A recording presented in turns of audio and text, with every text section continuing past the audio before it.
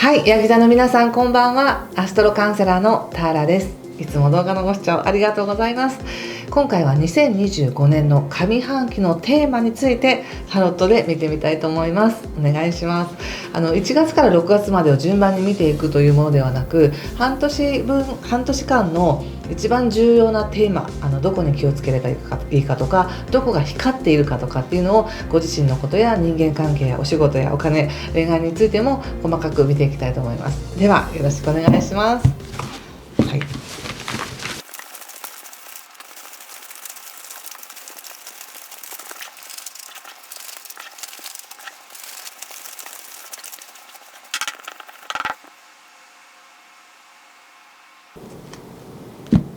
はい、では一緒に見てみましょう。ちょっといつもとスプレッドが変わりますので無言にならせていただきます。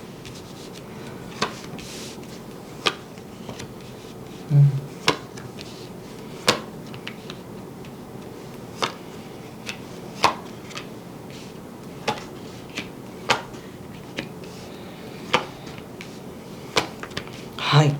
上半期のテーマは、はい、戦車の逆ですね。無理しなくても大丈夫だよみたいな、そんなメッセージが来ますよね。まずちょっと星の話もさせていただきたいんですが、2025年の前半っていうのは引き続きご自身の日常生活にスポットを当てて、自分自身の健康や時間の使い方やルーティン、毎日のルーティンにスポットライトが当たっているので、そこをまず整えましょうっていう感じがすごくあります。2025年の後半になるとね、また出会いとか人間関係とか契約っていうのがゴロゴロゴロって動いてくるので、それまでに自分自身のことを整えておきましょうということなんです。でさらには特に3月29日が日食があるんですけども、この3月29日日食や、4月5月あたりっていうのがすごくヤギ座の皆さんにとっては、自分自身の家の中のこととか家族関係のこととか、自分の無意識っていうところがなんか急にね、すごく強さを持ち始めるみたいな感じがあるんですね。こうしよう、やっぱりこうするみたいな、なんかそういった土台がね、とても整うっていう感じがあるんです。なのでこの全般的にスポットライトが当たってるね、自分自身の健康管理や日常をしっかり見ましょうっていうものと、春ぐらいから自分の意識っていうものの土台が整ってくる、何か覚悟するとか決めるとかってなると、自分がとても整いますよね。でその自分で後半は人と関わっていく、新しい人と出会っていくとかチャレンジしていくっていうことなので、前半に関してはそんなに自分をね鼓舞したりかき立てたりとかして無理して推し進めなくていいよっていうのが一番のメッセージテーマだなっていうふうに思いました。前半を通して基本的には楽しくやっていけそうなんですよね。自分自身のところでペンタクスの2というカードが出ているので、それなりに楽しいこともあるしイベントもあるし、調子悪い時もあるかもしれないけどいい時もあるからいいよねみたいな、プラマイゼロだよねみたいな感じでうまくやっていける感じがします。金銭的なことに関してもちょっと出過ぎたなとか思ってもまた入ってくるし、たくさん入ってきたと思ってもまた使うしみたいな感じで、とてもいい形で循環しているなっていう形なので、楽しいこの半年間楽しめるんじゃないかなっていうふうに思います。そしてね、気をつけることっていうか、そうね、一番気をつけてほしいのはやっぱり無理をしないっていうことなんですよね。これ年齢に関係なくだと思います。たとえ20歳とかね、まだ若いピチピチっていう方でも、ものすごく無理してたら突然その無理が来るっていうこともあると思うんですけど、なんだかここまでの中で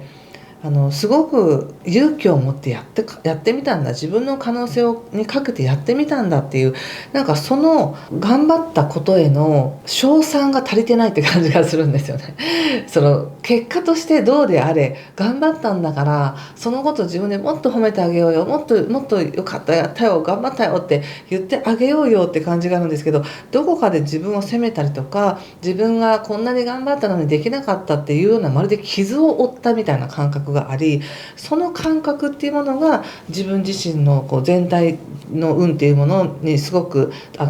いうか少しね足を引っ張ってるなって感じがしたんです。やっぱりそう思いませんか？自分を信じてチャレンジしたのにできなかったとか、なんか思うような結果が出なかったなって思ったら、なんか自分ってダメなのかなって思うかもしれないんですけど、全然ダメなわけではなく、そこまでできた自分を褒めたたえてほしいんですね。なのでまだその消化っていうか、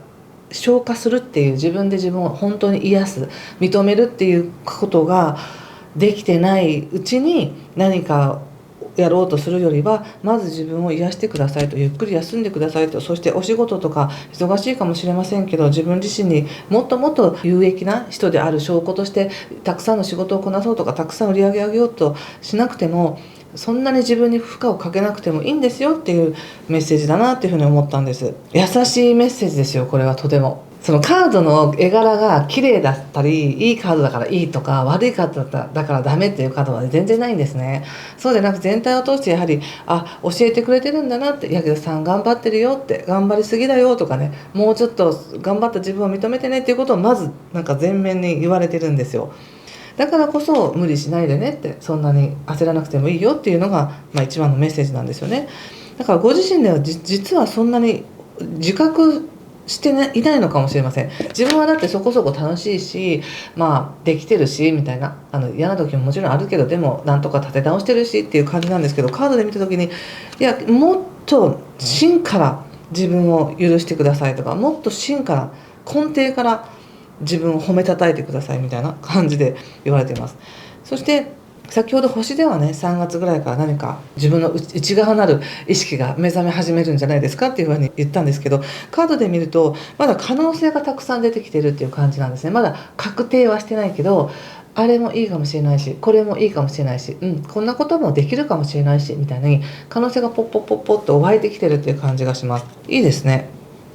何か要するに根底が固まろうとしてきてるわけですから、何をもって固めるかっていうのはまだ可能性がたくさんあるっていうことですよね。そして人間関係なんですが、なんだかね、これまで無理して付き合ってきた関係とか、もしくは所属していた団体とか、なんかサークルとかも含め、無理して関わっていた協会とか組合とか、そういうのはちょっともうやめるのかなって、お休みするのかなって感じもします。要するにこの自分の仕事に対して有益になるつながりを、今までは人間関係と呼んで関わっていたとしたら、それはやめるんだと。なぜならば仕事に対してはもう無理をしないからみたいな感じがあって、その自分の心に忠実に、本当自分の心に忠実に誠実にっていうのは本当キーワードでめちゃくちゃ大事なんですね。特にヤギ座の皆さん、この春から。なのでその上で、嫌だけどこれは役に立つからやっとこうかみたいな、そういった付き合いっていうのは多分もうなくなっていくんですよね。そして少し今までそういうお誘いが多かったからなのか、シンプルなお誘いに関しても少し疑いを持ったりとか、ちょっと疲れたなみたいな感じで思うかもしれません。本当にシンプルにご自身がその人と関わったりコミュニケーションを取ることで感化されるなとか、いい気づきになるなとか、なんか気分変わるなと思うなら行けばいいし、疑いながら相手と関わるっていうのは気をつけてくださいね。そして1対1の人間関係に関しては、バランスが取れてます。ここでもペンタクスの6というカードが出ていて、ご自身はペンタクスの2ですしね、そつなく人間関係はこなしていけるし、どちらかというとその1対1の人間関係に関しては思いやりを持って自分ができることを相手にしてあげようという優しい気持ちもあり、そして相手もちゃんとそれを分かっていたりとか、なんか利益というか損得みたいなものがあんまりなく、お互いにやりたくてやってあげてる、そしてやってもらって本当に助かったみたいな、そこでうまくこのエネルギーバランスが取れているっていう感じがするんですね。支え合ってるとも言えるかもしれません。そしてですね、あとお金のことに関して言うと、どうすればもっと湧いてくるようなお金を作れないかなみたいな感じがあるかもしれないんですけど、確かにこのヤギ座の皆さん、今そういうね、お金をまるでサブスクのように定期的にいただけるようなシステムを作りたいってすごく思う時ですし、実際稼ぎ方が変わるとか、何か自分の価値観が変わるっていう時なのでね、そういうアイディアが出てくるとか、そういうのを想像するというのはとてもいいと思います。そしてただ大きなお金、例えば保険だったり株だったりなんかそういう証券とか、そういったものに関しては、売ろうか売るまいか考えてどうしようかなっていう感じがありますね。2つあるなら1個ぐらい売ってもいいのかなって感じもしますし、もしこれを機にきっちりと貯めるために何か策を打つっていうのであれば、しっかりと将来性を見て、長期戦で見ていいものっていうものがいい気がしますね。今のこの瞬間ではなく。うん、そしてとても光っているのがこの自分の専門分野というところなんです。これがペンタクスのエースということで、やっぱりもともと持っているその自分の気質や今まで経験して得てきたことっていうものが自分を救うんだなって感じが出てます。なので決してその無理をして推し進めないんですけれども、自分にとって心地いい方向性や、やっぱりこれは温めていきたい、やっぱりこれが私好きなのよっていうことに関してはゆっくりとでも続けてくださいって思いますね。前から続けてて、これに関してはなんかあんまり収益にもならないしどうしようかなみたいに思っていたとしても、それがもしご自身にとって好きなことであればやっていくとやっぱり価値は消えないんだなって思うし、もっと価値は磨かれるんだなっていうふうに思いました。そしてね、さっきのちょっと話行ったり来たりで申し訳ないんですけど、人間関係のところでそのグループとかは多分やめる、その余計な損得関係のビジネス上の付き合いっていうのも少し減るかなって感じもあり、本当に気持ちでこの人に何かしてあげたいとか関わりたいと思う人との関係はうまくいくよって感じで出てるんですね。でさらに恋愛とか楽しむってなった時に、まずご自身のバイタリティがじゃあ恋愛を楽しむぞっていうようなモードじゃないって感じがすごく出てるんですよね。いやまずはもうちょっともう恋愛とかいいからゆっくりさせてほしいみたいな、そんな感じが出てるんです。でもしでもその上でも恋愛してみようかな、探してみようかなと思う方はですね、ぜひ今までの自分のテリトリーとか仕事の中とは違うところ、全く違うところ、もう旅先とかそういうなんか違う異文化の人たちとか、遠いところとか遠いところに住んでる人とか、そういった人との関係性において関わる方が素直に楽しめそうな感じはします。要するに近くにいすぎると自分が頑張りすぎてしまう、その人のために。そうでなく、お互いの立場をしっかりと守りながら関わっていける人がいいねっていうふうに言われてます。何かしらヒントになりましたでしょうか。ちょっともう一枚引いてみますね。もしこれ今カードなのでね、このカードの結果を聞いて皆さんの行動が変わればもちろん現実変わります。そして星の運勢のお話をもう少し詳しく聞きたいわという方は、カペラノートのヤギ座さんバージョン PDF バージョンの方に特典として書いていますので、そちらもよかったら参考にしてください。概要欄に載せていますので、そちらからよろしくお願いします。ちょっともう一枚最後にオラクルカードを引いてみましょう。今出たのがこのカードです。これを見て何かしら感じることがあれば、皆さんもぜひ直感でメッセージ受け取ってみてくださいね。アタッチメントということで愛着があるのかな。なんかどうしても求める、必死で求めるみたいな感じがあり、その思いっていうものがまるで自分を雲の巣にとらわれてしまっているような感じがあるかもしれませんが、愛着って本当厄介ですよね。なかなか外しづらいからね。だけど今私この全体を通して言われているものとこのカードを絡めて感じるのは、一日にして何かを達成しようとかではなく、なんていうかな、さっき言ったその2024年のね、